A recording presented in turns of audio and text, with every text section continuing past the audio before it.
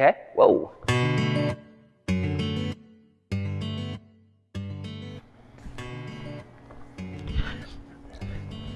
Hey guys, how's it going? John here. And as most of you guys know, I've been really working hard with my team on the back end to develop a new combat archery league called Warbow League.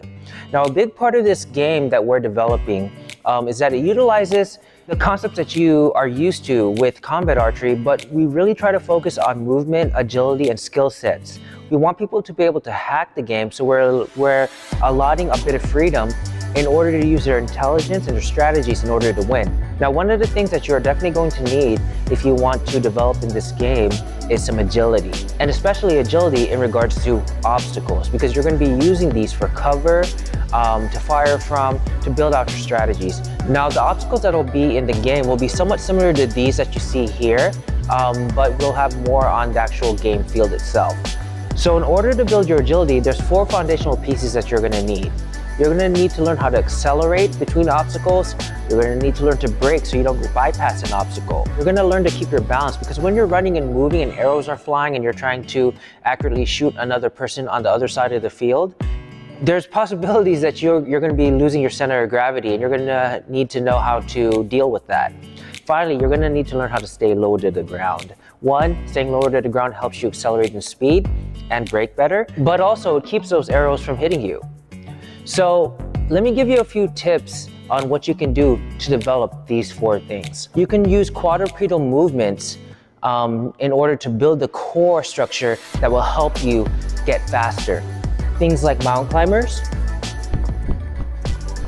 You can also do things like walkouts, keeping that core stable. Have any place where you can create a point A and point B. All you really need to do is get into a low position, drive, and try to stop at whatever point B is, just like this. It doesn't need to be super fast, you just get to get used to being able to move from one area to another.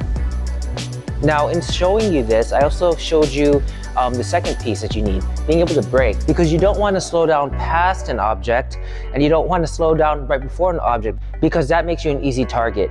You want to be able to time the brake to be right behind where you're safely able to protect yourself from incoming arrows. Balance.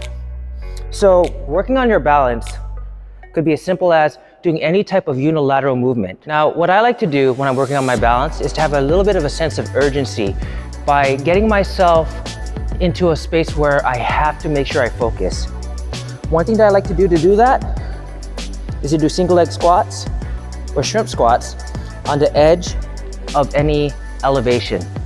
So it's not normal, and it gets me to think and focus on the movement itself. The last piece, which is staying low to the ground, a few M crawls or lateral floor movements like so.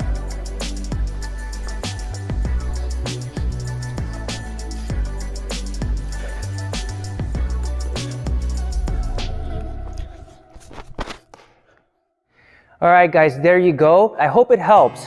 And to tell you the truth, there's actually a 5th piece here that really turns all of these drills into true agility drills. You have to have some unknown stimulus during these drills that gets you to think and be aware. Whether it's arrows flying at you, somebody shouting commands, or an object that you didn't recognize in front of you. Now, we'll get into that later because that can fill up a whole video onto itself. All right, guys, thank you very much. Be sure to like, subscribe, and share this video, and hit the notification bell if you haven't done that already. All right, take care.